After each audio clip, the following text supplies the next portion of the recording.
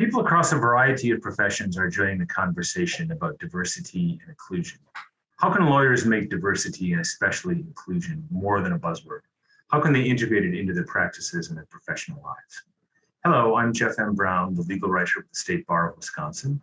And with me today to discuss that topic is Alonzo Kelly. Alonzo is an executive coach, professor, a best-selling author, and a radio host.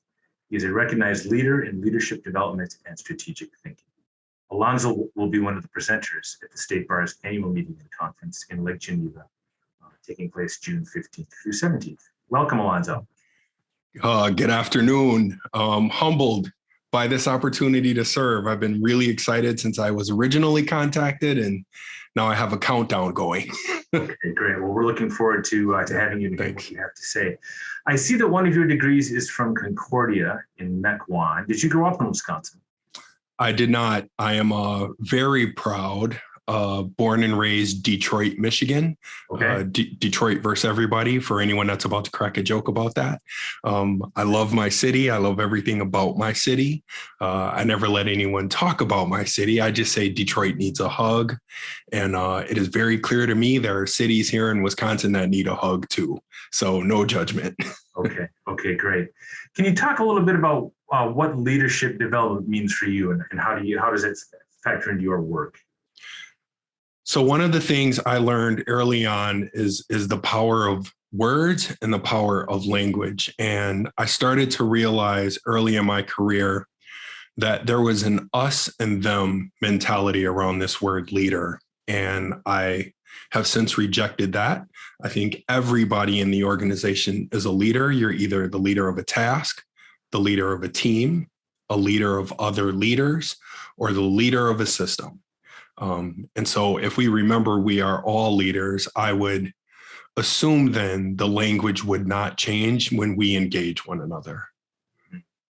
Well, there's almost a phenomenological approach to it, and how the language is used or repurposed instead of having to change it to get past that us versus them thing that you identified. Does that tie into some of the inclusion things that inform your work? Well, in my experience with this topic or this concept, I think what has happened over time, because it's gone unchecked, is if you ask people to define terms without a dictionary and you start the question with, what is your understanding of it? Wisconsin, 5 million people, you'll get 5 million different answers, and they're all right. If they answer it rooted in their understanding of it. What has happened is you cannot have 5 million different understandings of inclusion and then set policy around that. And this audience would know that better than most. And so if we are going to create an inclusive environment where everyone feels they belong, there should be some intention in terms of the language we use and the understanding we have on what that means. Right. So it sounds like an effort to balance setting policy, but incorporating some of that experience, the experiential component and reality of people's lives. Right. Because I know this is recorded and I like giving people homework without their permission that I'm never going to check. Yeah. When you're watching this, if I ask you to help me understand the difference between race, ethnicity, and nationality, without a dictionary and without Google, whatever answer you have, I will say you are correct. And then turn around and ask another person, will you let their answer be right too? And that's where you see the problem happens. We can't all have 50 different definitions of race and then say we have like a race problem. Well, are we talking about the same thing? Because then how do you fix that? Right. Interesting. So your undergrad degree is in accounting. How did you get from that to being an executive coach and a radio host and a best-selling author? You've got 3 graduate degrees. You're working on a 4th. Walk us through that. Yes. My mom was non-negotiable on education. In fact, if you trick or treated in my neighborhood, she would pass out school supplies. So she taught me very early on, do not let other people place their limitations on me. And I am professionally claustrophobic. So I thought I wanted this associates in computer networking. And then I looked to my left and everybody was getting an accounting degree and I didn't have one of those. So I got one. And then I looked to my right and everybody was getting a master's in HR. And I was like, I don't have one of those. So I just keep going. I don't have an MBA. I don't have a master's in public administration. I don't have a doctorate. Everybody's got a thing. I love information and I love what information has done for me and allows me to do.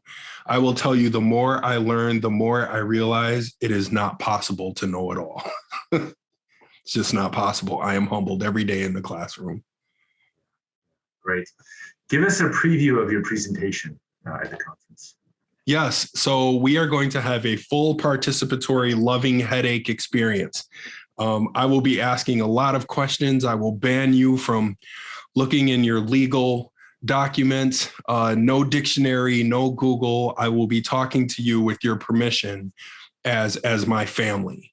We will have a family conversation where everybody will be right and we will navigate that terrain. It's as a nature guy, I like to remind people all the time, it's not the map, it's the terrain that keeps people from getting to the top of a mountain. You can GPS how to get to the top of Everest. I would not recommend showing up in sandals though. It's the terrain, right? And I want to have in the altitude in that case. Yeah, in the altitude, right? And then we'll double down on that. 70% of all injuries for mountain climbers happens on the way down. You're actually not going to get hurt on the way up. And so how do we take that? We all know where it is we want to go. We understand the route.